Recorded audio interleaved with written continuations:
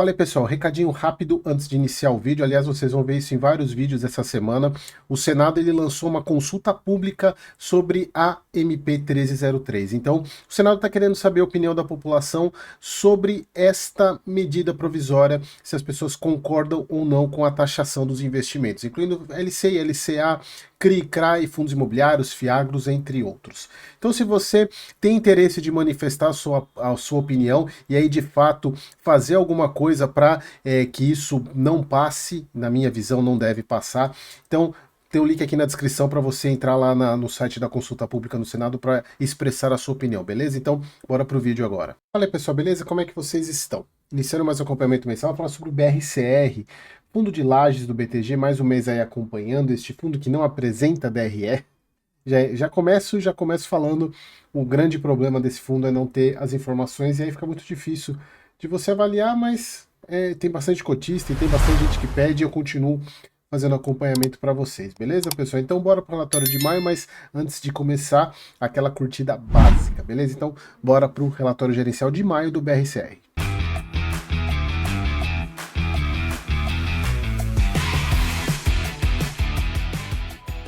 Então vamos lá, pessoal, relatório de maio. Vai ser um relatório rápido e aqui, algo que eu venho falando e me deixa muito feliz, porque eu moro aqui, eu moro nessa cidade aqui. Falando sobre a melhora da questão de lajes no Rio de Janeiro. Algo que eu já venho falando para vocês, porque eu vislumbro isso, eu visualizo isso. Eu trabalho no centro do Rio de Janeiro, e a gente vê, eles até falam da Torre Almirante, eu almoço ali, tem o restaurante que eu almoço é do lado da Torre Almirante, eu vejo muito isso, eu vejo a movimentação, principalmente o que fizeram com a região do Porto, a melhoria da região do Porto, que é próximo aqui do centro, aqui no centro, eu não moro perto do centro, mas lá perto do centro. Então falando aqui da melhoria, isso é muito bom, porque o Rio de Janeiro sempre foi um mercado muito bom para lajes, né? Ele deu uma queda, porque ele sempre dependeu muito das empresas petrolíferas, né? Principalmente da Petrobras e todas as suas ramificações, todas as empresas que prestam serviço para a Petrobras, e aí depois de tudo que aconteceu em 2014, 2015, da Lava Jato, muitas coisas caíram, né? Acabaram. A própria Torre Almirante, ela quase ficou vazia um tempão. Era uma pena, porque é um baita de um prédio, bonito pra caramba, todo de vidro, uma baita de uma entrada. Qualquer dia desses eu vou fazer um story ou um Reels e coloco pra vocês lá. Eu até mostro no pessoal ali onde tá a Torre Almirante, eu trabalho muito perto ali. Bom, então, aqui falando da melhora, São Paulo, o mercado eles continua dinâmico, então, falando sobre. O mercado de São Paulo continua numa crescente, mas o que me chamou mais atenção foi. Acho que é o primeiro fundo que fala do Rio de Janeiro especificamente. Falando do portfólio, que o foco continua sendo na EZ Tower, então falando que isso é bom, porque provavelmente vai ter novas locações aí no fundo.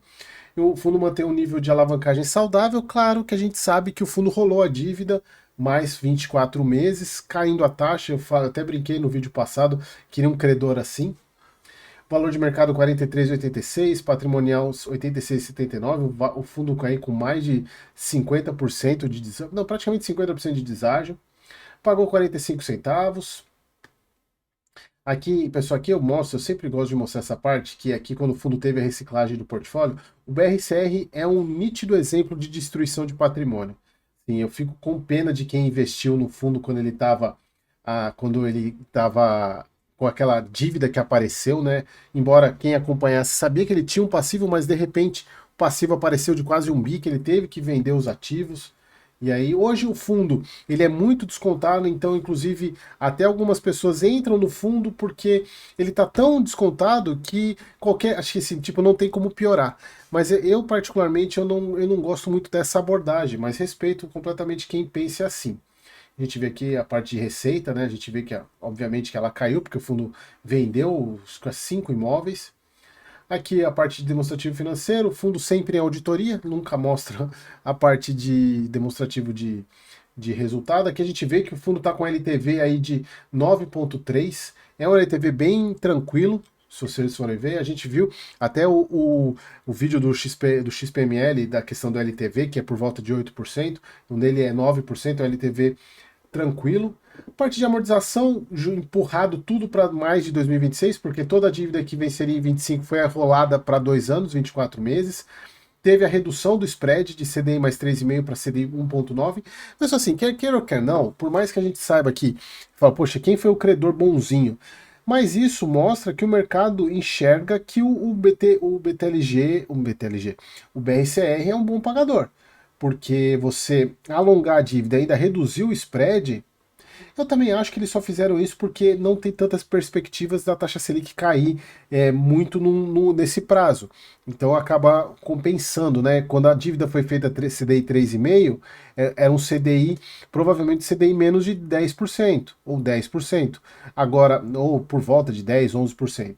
E agora que a gente está falando de um CDI mais 1,9, a gente está falando com CDI de 14%. Então acaba que a subida do CDI compensa os juros na frente. E também quem é credor pensa, poxa, eu vou manter um CDI 3,5 com um CDI com a taxa, com um CDI mais 3,5, com um CDI que antes era 10, agora está 14. Então, assim, ele também pensa, fala, pô, será que isso não vai fazer com que, em vez de eu receber, eu não receba nada? Então, talvez é uma questão estratégica também reduzir o spread, mas também isso não mostra que que eles têm, o credor tem confiança que o fundo vai pagar isso, ou sei lá, né? Eu acho meio, sinceramente, eu acho muito estranho quando você tem uma rolagem de dívida e você abaixa a taxa. Vacância do fundo permanece a mesma, lembrando que o fundo tem aí, que é o que eles falam, né? Tem quase 3.700 aí no EZ Towers, que provavelmente teremos notícias aí nos próximos meses. O guidance do fundo de 0,40 a 0,48, mantendo aí os 45 provavelmente até o final do ano. Só que a gente não sabe como é que está a receita, então não tem, a gente tem que acreditar no que está no relatório. Aqui é o portfólio do fundo, Torre Almirante, lá o fundo tem 54% de participação nele. Depois eu vou mostrar, eu vou ver se eu faço um Reels e mostro para vocês lá, pelo menos lá para os membros do WhatsApp eu mando para vocês lá o portfólio dele. Acho que é isso, pessoal, não tem assim muita coisa, a gente precisa esperar, esperamos que o mês que vem o fundo traga novidades aí sobre locação no EZ Towers, e que bom que o primeiro fundo aí que eu vejo falando do mercado do Rio de Janeiro como melhoria, que eu estou vendo, né, não tive nenhum relatório falando de fato sobre isso. Beleza, pessoal? Espero que vocês tenham gostado, até o próximo vídeo.